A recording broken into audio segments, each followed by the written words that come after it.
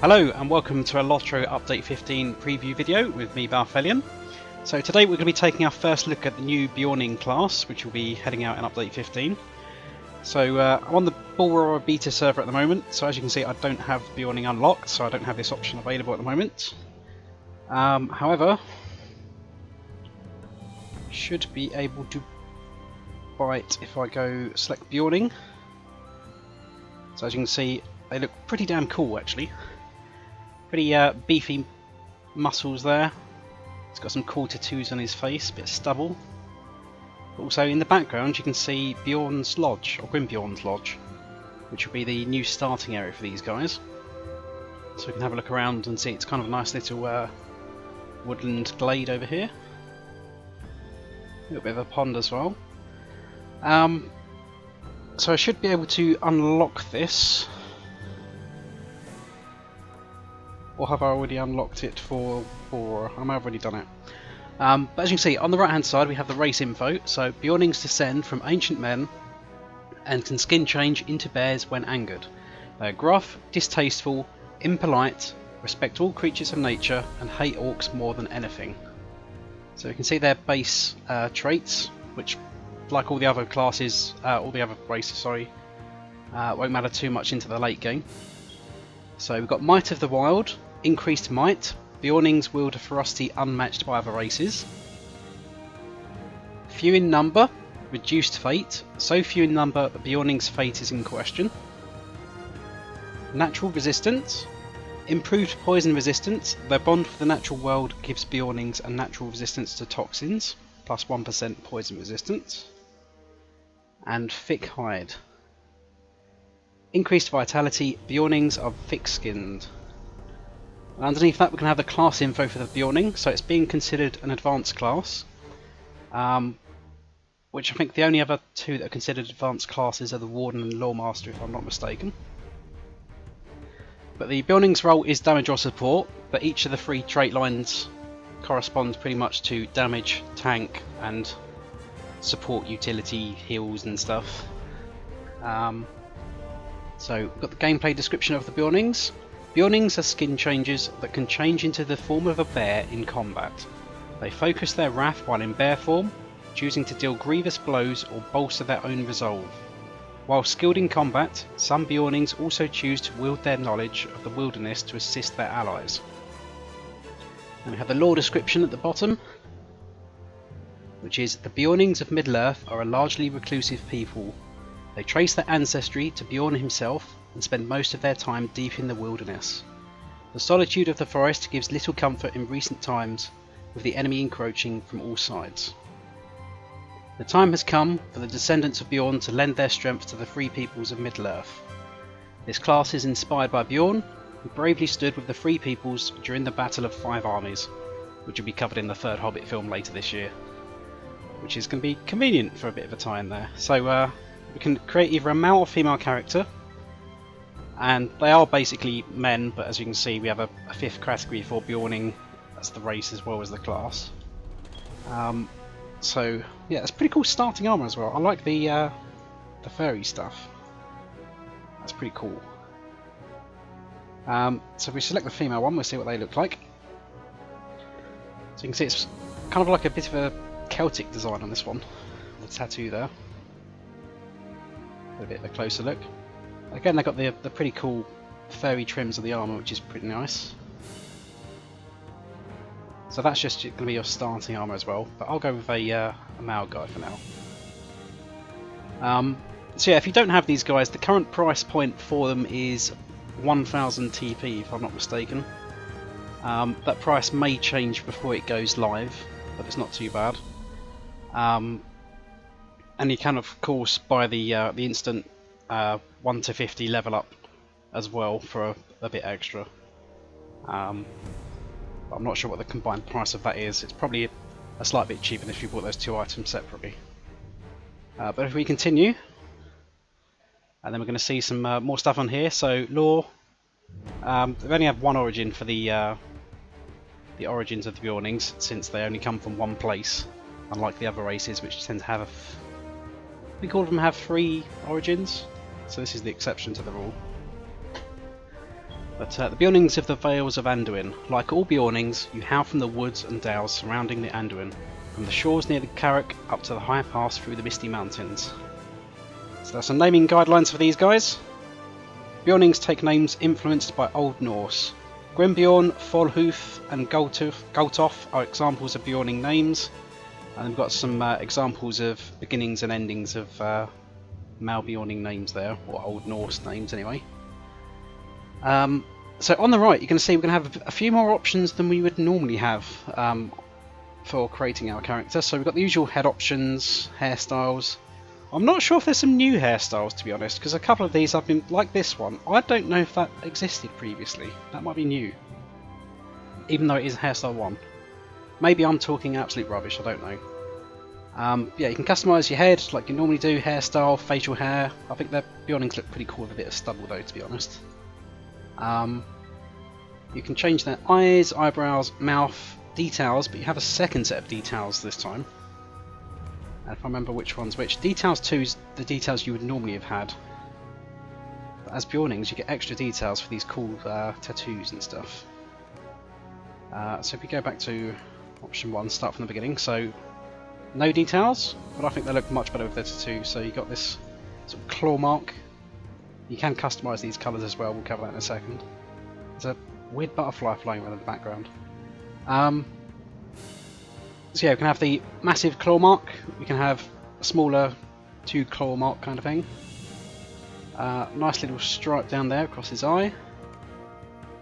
Double stripe. Swipe across the nose.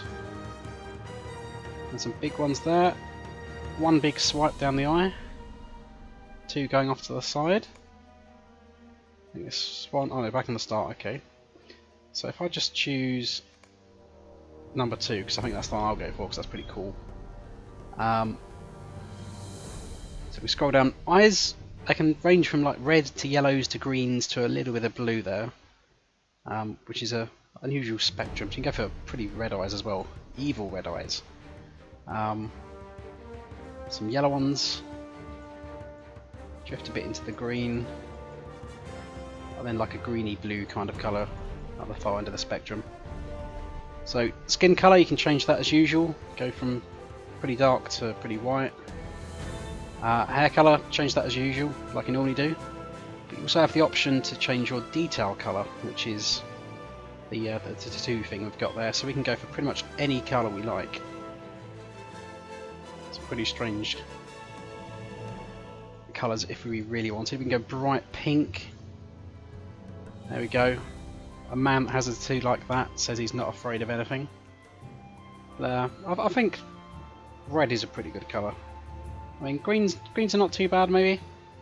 Maybe some blues as well. Keeping with the tribal nature of it, but I like the reds, so we'll roll with that. I might be a bit too in your face red, maybe a bit paler, like that was originally. Let's go with that for now. So we need to give this guy a name, just so we can get in the game. Let's call him Skalvik. Go. So there we go. So we're going to start inside Grimbeorn's lodge.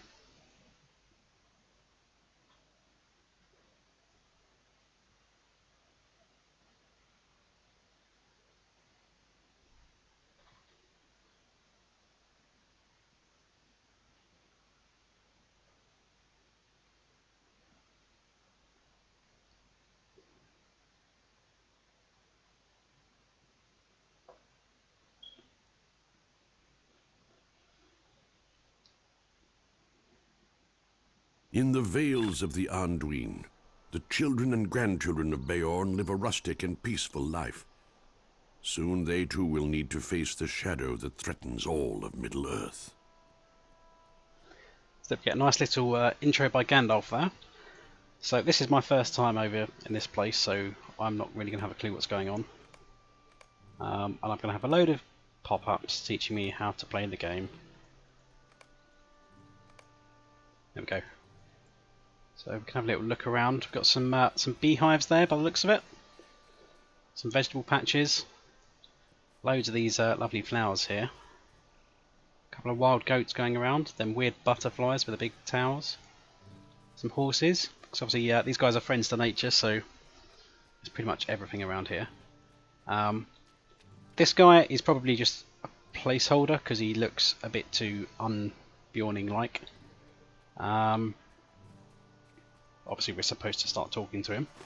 But if I just bring up the map, so we can see this area is nice little lodge with the walls around the top, so I think we can probably only get out the north gate there.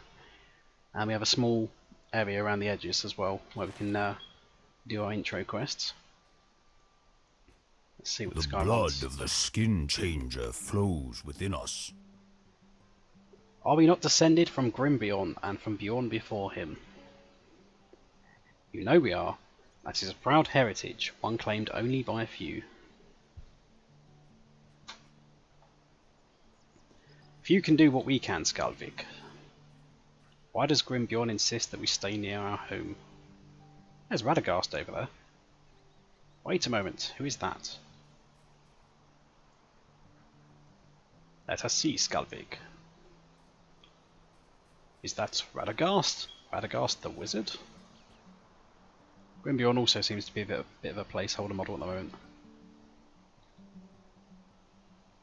Pardon the interruption, Radagast. Oh, it is no bother. Sometimes cubs do not know when to keep their silence. You will speak inside. So I expect when he gets his skin, it would look like a pretty cool character. Probably a big fellow with a nice big beard. I will speak to them later. Why do you think a wizard would come here? Something serious must have happened to draw Probably to Radagast teach us here. what's going on in Middle-earth. Talk to so-and-so at the animal pen to the west. Again, we've got more chickens, sheep and stuff. What brings you hither, cousin? Find the milk cow and convince her to return to her pen. Where is she? Out north. So as you can see, we're wielding a nice big axe at the moment, which is possibly... Is it actually an axe or is it a halberd? I don't need to learn about my character panel. It is indeed a two-handed axe, okay. There's the cow.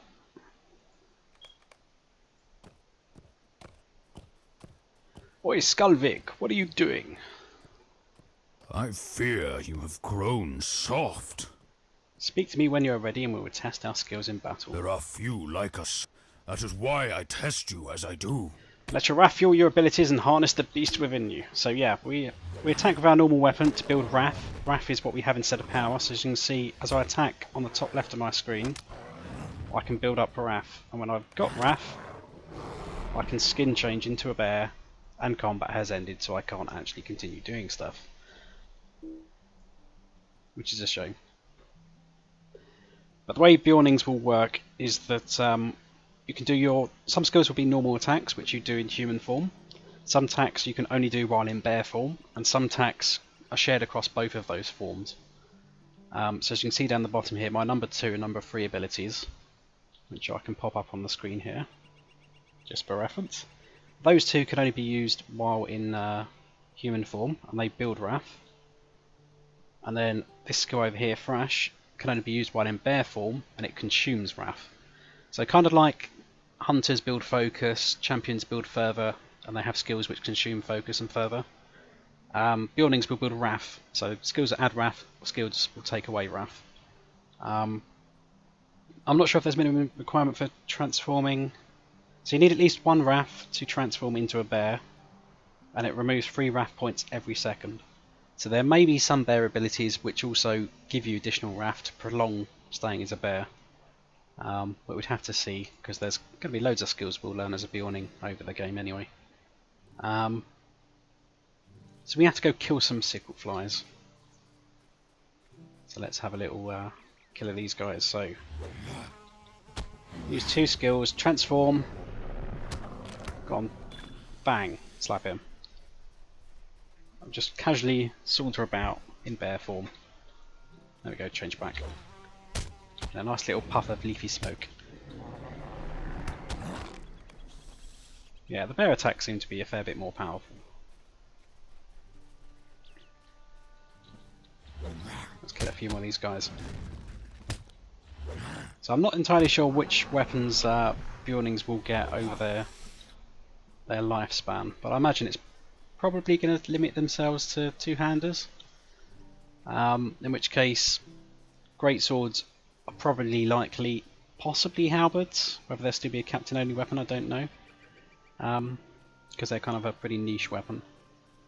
But if we have a look at, oh, we can't look at the trait lines because we're not allowed to access the virtue traits, so I'll have to do that in a separate video then.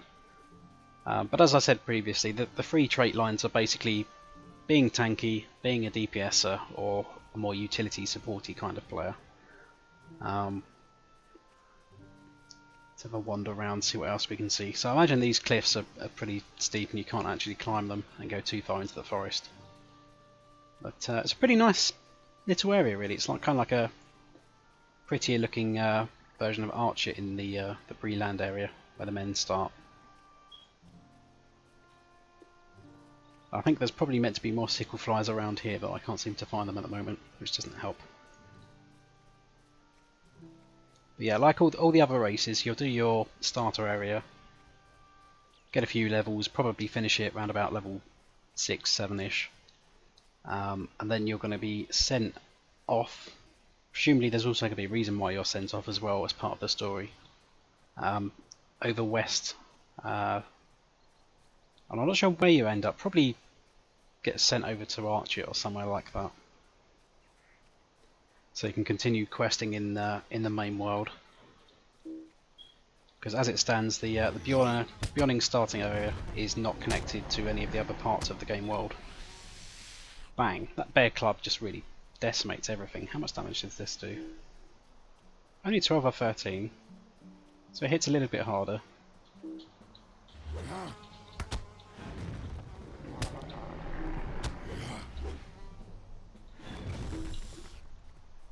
Now, I'm not sure, I may have transformed back at will. So I transform to a bear and then untransform. Yeah, I can do that at will. That's interesting. So there may be some aspect of playing around with your cooldowns. So if you use all your human cooldowns, you may want to quickly transform to a bear, use a few skills, but then transform straight back to a human, use a few more human skills to build Wrath, and just kind of manage your Wrath so you always maintain a fairly high level.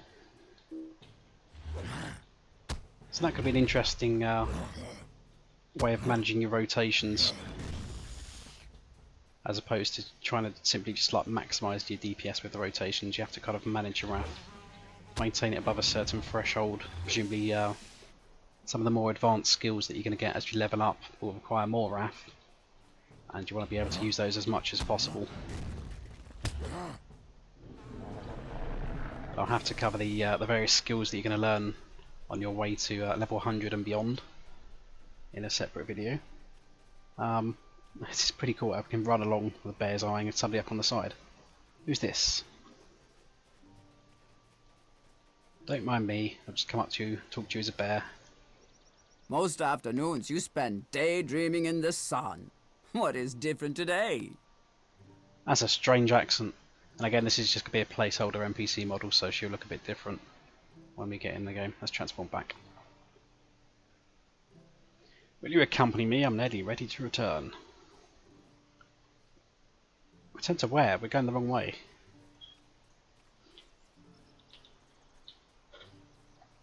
So they're basically just confirming the suspicions that Radagast wouldn't be here unless he had a good reason to be.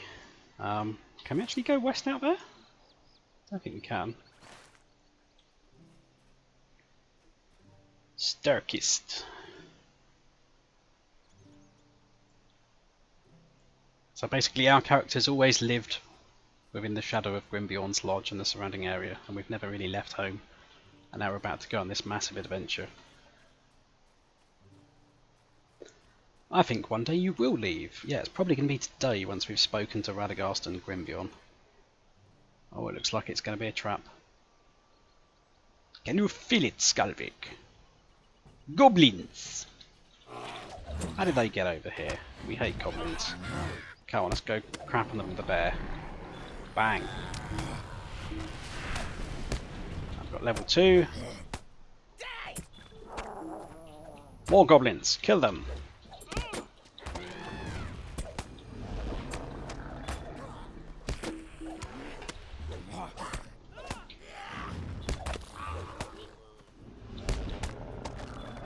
Bang. Don't mess with the bears. Hurry back to the lodge and tell them we're under attack. There's not that many. We can handle them. You big wusses.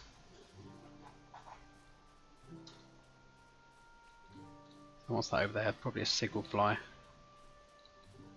Oh no, there is a goblin. There are goblins here. Let's go kill a few of these guys then.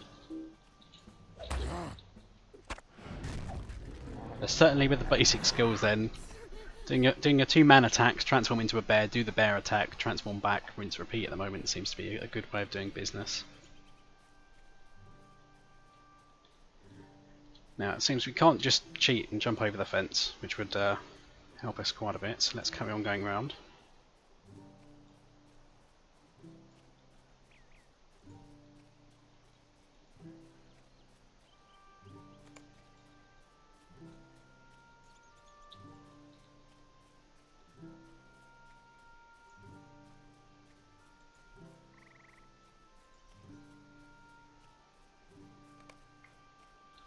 Right, goblins have been attacking. Tell Grimbeorn and get him and Radagast to come out and also help.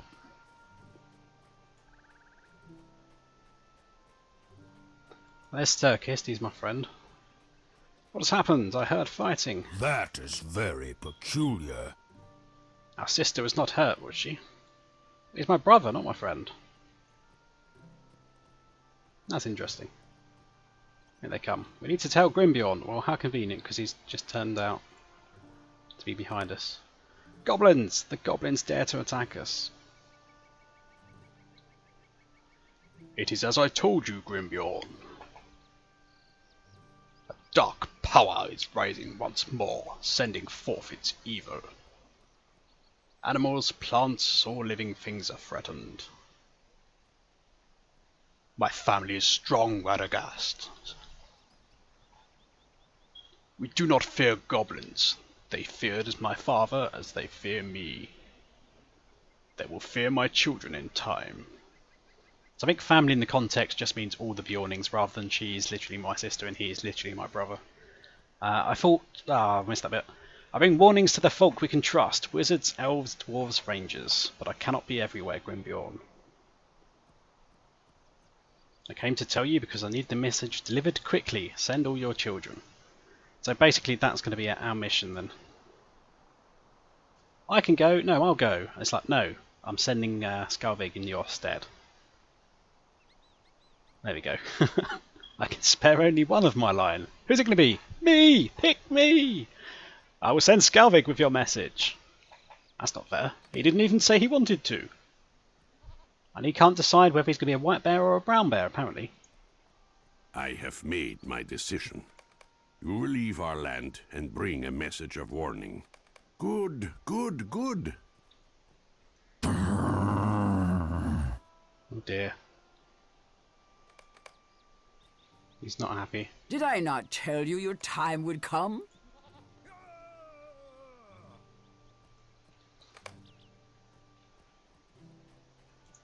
You will need to prepare for the journey, yes? Okay, so there we go. So we're going to get some gift packs, minimum level 5. This will aid us through the early levels. We're going to get some bits and pieces. We'll get the novice trait that we normally get when we complete the intro area. Do that. I will give you what you need for your journey. It's going to give me a load of stuff. And we're going to get a horse. Hell yeah. So Radagast is going to be a horsey. And where are we going to end up now?